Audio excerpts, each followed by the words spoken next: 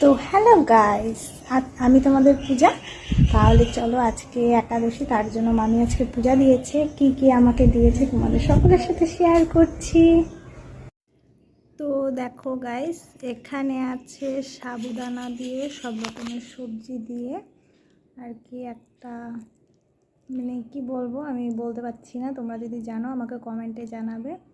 এখানে আছে পেঁপে সিদ্ধ, হলুদ ছাড়া, একাদশীতে তাই খায়। আর এখানে তোমার সুজি আর সাবুদানা দিয়ে পিঠার মতো আর কি। আমি এখান থেকে একটু ভেঙে খেয়ে দেখেছিলাম, হেভি টেস্টি লেগেছে।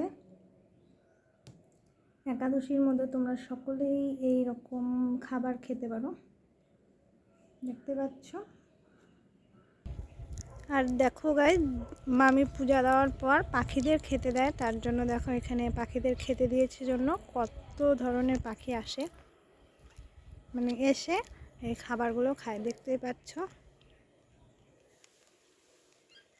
তো বন্ধুরা, ভিডিওটি কেমন লেগেছে আমাকে কমেন্ট সেকশনে অবশ্যই জানাবে তোমরা সকলে।